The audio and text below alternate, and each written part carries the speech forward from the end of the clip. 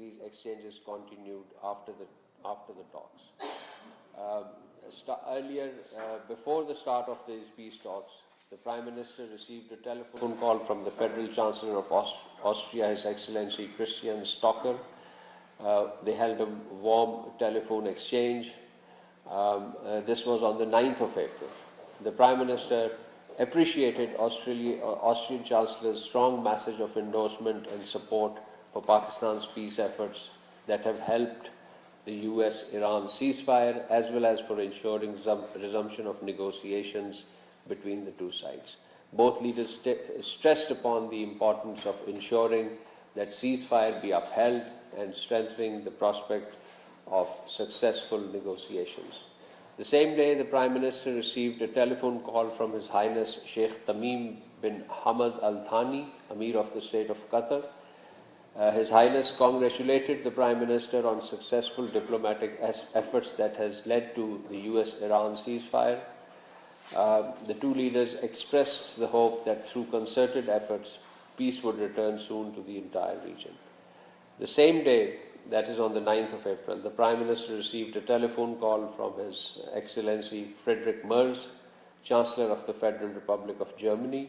The German Chancellor expressed strong endorsement to Pakistan for our role in these peace efforts and for the holding of ceasefire between US and Iran and on the start of negotiations. Both leaders expressed serious concern over the ongoing hostilities in Lebanon and hope that the peace returns to the entire region.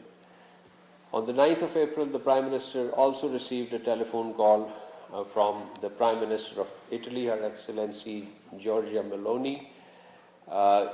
The Prime Minister Meloni appreciated Pakistan's successful diplomatic efforts aimed at facilitating the talks and acknowledged and congratulated Pakistan for hosting these talks. The two leaders also discussed Lebanon and agreed the need for coordinated international efforts to prevent further attacks against that country.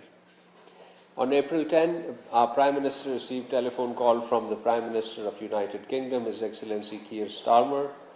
The Prime Minister Starmer deeply appreciated Pakistan's effective diplomatic efforts and facilitated the Prime Minister on hosting peace negotiations in Islamabad, and he offered his best wishes for the success of this endeavor. Ladies and gentlemen, on 13th April, the Prime Minister received a telephone call from the Prime Minister of Japan, Her Excellency Sanae Takaichi.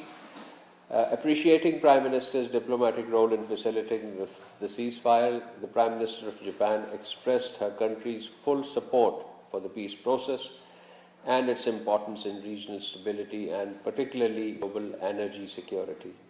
The same day, the Prime Minister received a telephone call from the Canadian Prime Minister, His Excellency Mark Carney. He congratulated Prime Minister Shehbaz Sharif on our peace efforts and offered complete endorsement of Canada for Pakistan's role towards de-escalation and regional peace and security. Ladies and gentlemen, eventually these peace talks did take place and were extensively covered, and I thank the media colleagues for their attention, their responsibility, and their dedication with which they covered these talks. As you know, the respective delegations were headed by the Vice President of the United States, His Excellency J.D. Vance, and the Honorable Speaker of the Iranian Parliament, Mr. Mohammad Bagher Ghalibaf. They were in Pakistan from 11th to 12th of April. Before embarking on peace talks, the two delegations called on the Prime Minister, Mohammad Shehbaz Sharif, separately. We issued brief press readouts of these meetings. The talks continued for 21 hours. That is the duration of actual negotiation. Overall, the process continued for well above 30 hours if you count the movement of the delegations and the momentary breaks for meals and coffees and so on. So as such, the entire negotiation process was intensive and extensive, both in terms of scope and timelines. The Deputy Prime Minister and Foreign Minister, along with the Chief of Defence Forces and the Chief of Army Staff, helped mediate several rounds of intense and constructive negotiations. You would recall that in his remarks at the conclusion of this talks, the Deputy Prime Minister, Senator Mohammad Isaaq Dar, had expressed hope that the two sides would continue with the positive spirit to achieve durable peace and prosperity in the entire region and beyond. It is imperative that the parties continue to uphold their commitment to ceasefire. The DPM has also reiterated that Pakistan has been and will continue to play its role to facilitate engagement and dialogue between the two countries in the days to come. And indeed, these words of the Deputy Prime Minister are being upheld now that our Chief of Defence Forces was in Iran yesterday, arrived in Iran yesterday, and our Prime Minister has embarked on a three countries visit. Let me reiterate that the visit to Saudi Arabia and Qatar has, of course, a very strong bilateral component as well. Prime Minister visit to the three countries is from 15th to 18th of April 2026. The visit to Saudi Arabia and Qatar are in the bilateral context. As I mentioned, you would see the press readouts as the meetings progress. The visit to Turkey is in the context of the Antalya Diplomacy Forum, where the Prime Minister will participate in a high-level panel discussion alongside with the world leaders, and he'll present Pakistan's perspective.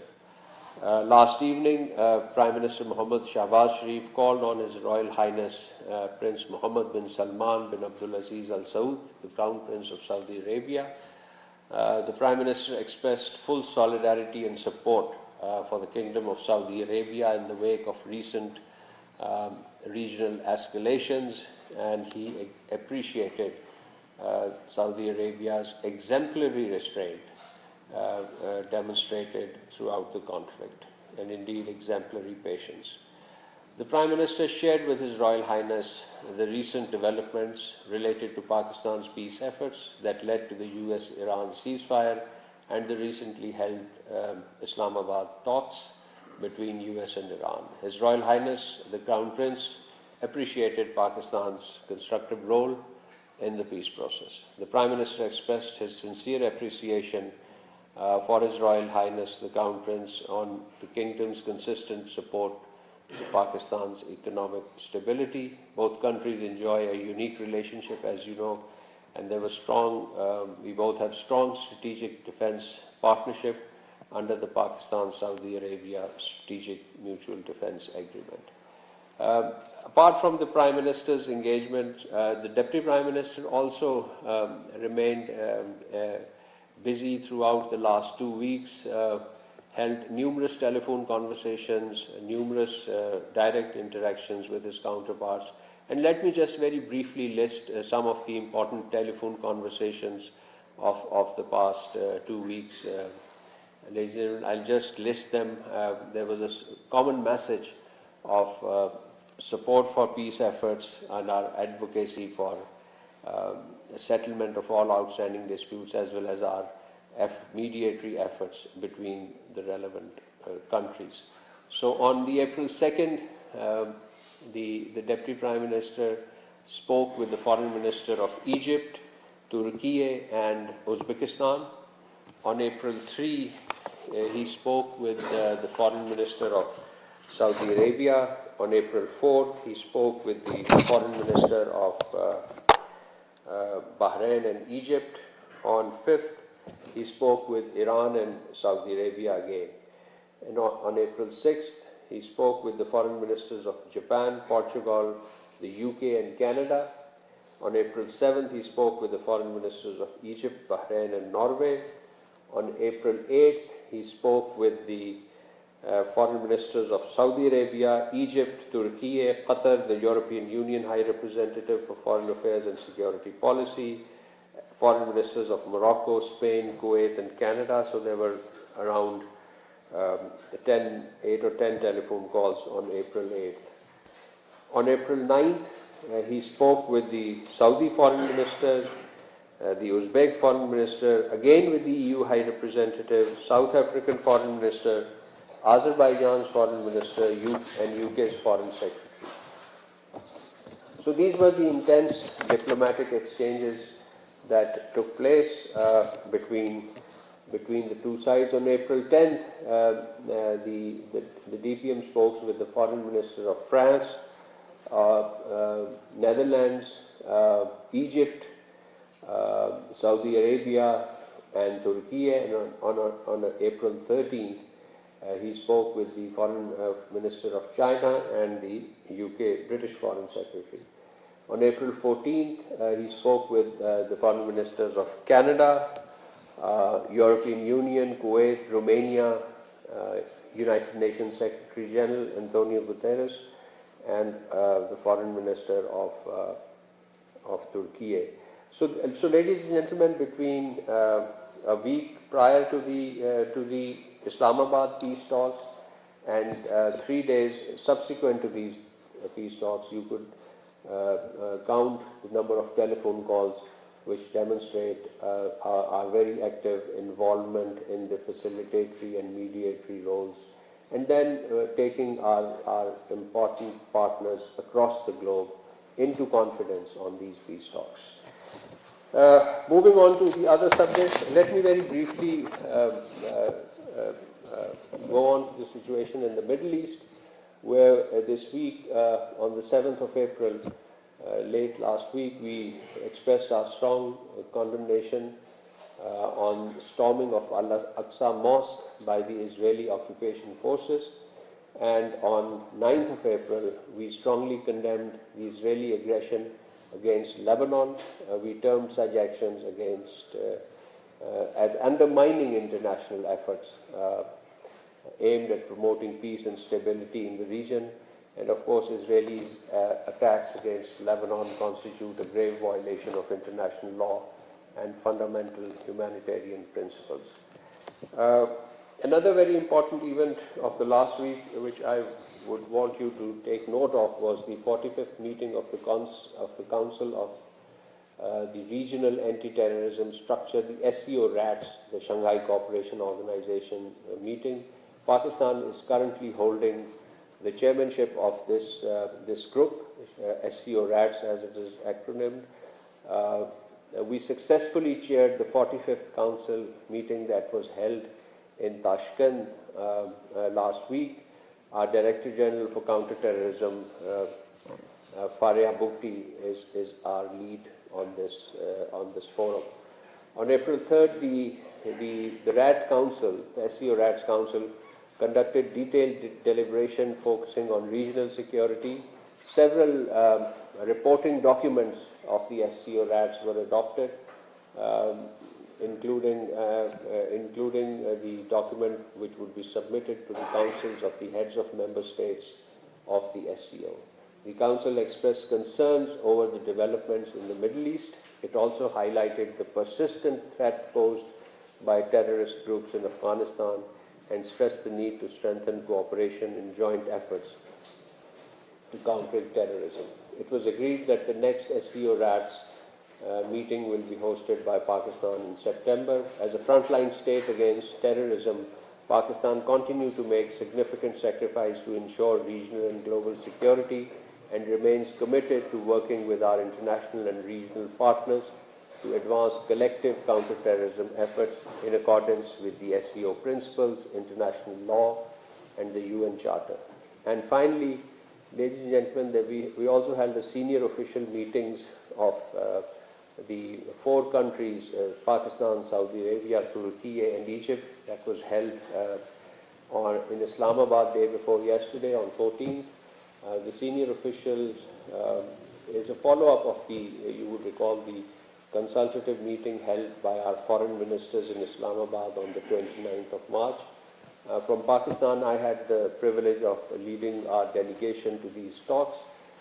We reviewed key areas of cooperation and prepared recommendation for the upcoming Foreign Affairs meeting that is to be held in Turkey on the 17th of April. The officials, my colleagues from Saudi Arabia, Turkey, and Egypt also jointly called on our Deputy Prime Minister, Senator Mohammed Asar Tar, and Foreign Secretary, Ambassador Amna Baloch. With this, I'll conclude my opening remarks and open the question for question answers. Ji, Mateen sir. Thank you, Mr. Spokesperson. So, as you also said, Pakistan is still engaged in active diplomacy and in touch with both Washington and Islamabad. Yesterday, we have seen Pakistan high-level delegation visiting Tehran, including Chief of the Defense Forces.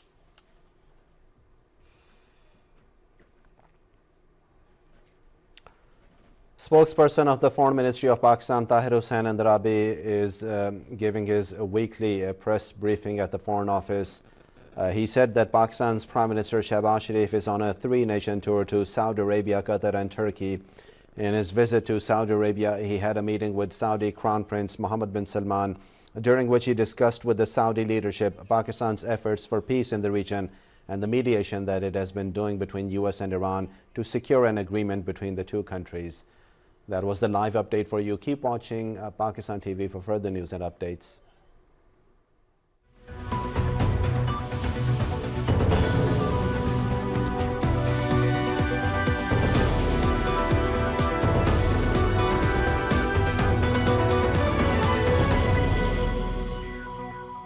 Hello and welcome to Unfold. I am Jawad.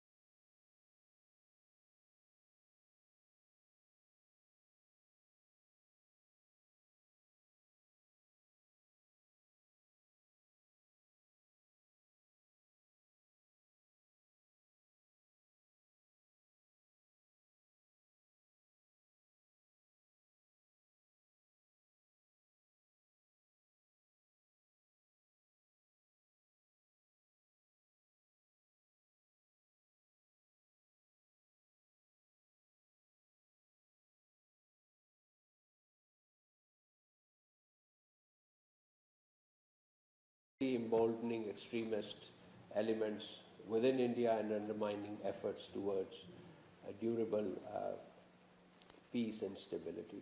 Thank you. I'll come back to your next question. I believe there would be quite a few questions, so I'll let me take some other questions. Yes, madam.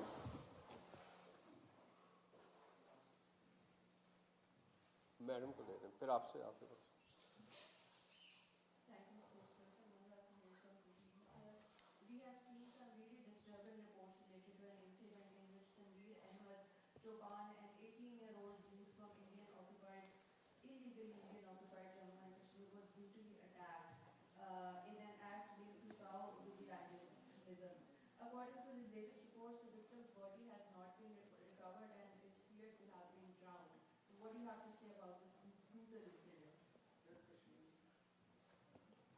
We can come back. Yes, we have also seen this report. It emerged yesterday. We strongly condemn this heinous incident, which is part of a broader, deeply troubling pattern of hate-driven violence in India, where religious minorities are increasingly targeted by extremist elements operating with complete impunity. Such acts of so-called cow protection, it's done as you mentioned, cow vigilantes, cow protection, killing innocent people, lynching them in public. This is a very medieval and an ancient practice which is going on in a country which masks itself as the world's largest democracy. So this licensed brutality is extremely disturbing. This vehicle for intimidation and violence, raising serious concerns about the protection and fundamental rights and the rule of law. The extremism of this menace, its import into Indian illegally occupied Jammu and Kashmir. It always existed in India, but now it is in this Indian illegally occupied territory of Jammu and Kashmir, adds yet another dimension to the already grave human rights situation in the occupied territory, where Kashmiris continue to be subjected to systemic marginalization and repression. The international community, we call upon them to take cognizance of this growing pattern of vigilante violence and its implication for human rights. We reaffirm our steadfast support for the people of Indian illegally occupied Jammu and Kashmir for their fundamental rights, including the right to life and dignity. And this licensed brutality in India, this lynching of Muslims, must end. Ji Prasha sir. Thank you so much, Excellency. Obviously, we have plenty of questions about this thought process, but my question is something that developed this morning, that there has been introduced a bill for delimitation of constituencies in illegal Indian occupied Jammu and Kashmir, and very strangely or amazingly, there are references about Azad Jammu and Kashmir in that bill. So my question is, what do you comment about this development, and whether this development is to detract Pakistan from what spokesperson of White House, Caroline Levitt, expressed feeling of President Trump that Pakistan has proven a great mediator. So is it to detract Pakistan from doing a noble job of bringing peace and tranquility in the world? Thank you, sir. This is again an emerging development. We have seen these media reports, the tabling of delimitation bill 2024 at the Indian Parliament. We categorically reject India's so-called delimitation process in Indian illegally occupied Jammu and Kashmir, including any provisions related to Azad Jammu and Kashmir. The whole process is illegal, politically grandstanding, devoid of any legal value. It is undertaken in an internationally recognized disputed territory, so such exercises are nothing but an attempt to alter the demographic and political structure of the region and to further disenfranchise the Kashmiri people. India has no legal authority to redefine constituencies, redefine any part of the territory of the Indian illegally occupied Jammu and Kashmir, whose final disposition is to be determined in accordance with the relevant United Nations Security Council resolutions. The extension of this framework of this so-called bill in the Parliament with proposed legislative amendments seeking to apply Indian electoral and constitutional authority to Azad Jammu and Kashmir reflects India's persistent illusion and a state of denial. It underscores a deliberate effort to project a fictitious claim of sovereignty in complete disregard of international law and ground realities. Azad Jammu and Kashmir is a distinct governing territory within its own democratic institutions. India's repeated claim over it is baseless, legally untenable, and symptomatic of a distorted mindset that seeks to mask the reality of a long-standing dispute. Such assertions, of course, carry no legal consequence and only reinforces India's detachment from facts. These measures taken together apart from a broad pattern aimed at consolidating India's illegal occupation of the territory of Jammu and Kashmir while simultaneously advancing its untenable claim. We termed such actions as provocative, irresponsible and clear violations of international law. No legislative or constitutional maneuver can alter the disputed status of Jammu and Kashmir or prejudice the inalienable right of the Kashmiri people to self-determination. We will continue to support the Kashmiri struggle for self-determination, and the international community must. तर्जुमान दफ्तर ख़ारजा Tahir Hussain Andrabi हफ्तावार news briefing दे रहे थे। उन्होंने कहा कि नायब वज़ीर-ए-आज़म साकडार उनकी team की काफ़िशे लायक तहसीन हैं। चीफ ऑफ डिफेंस फोर्सेस गुज़श्ता रोज़ ईरान के दौरे पर पहुँचे हैं। हमने भारतीय फ़ौज के जाने पेशा अफसर कर्नल पुरोहित की तरक्की की खबर भी देखी है। कर्नल पुरोहित समझौता एक्सप्रेस दहशतगर्दी में मुलव्वस था। तर्जुमान दफ्तर ख़ारजा ने कहा कि ये तरक्की भारत की रियासती सरपरस्ती में दहशतगर्दी पर संजीदा सवालात खड़ी करती है।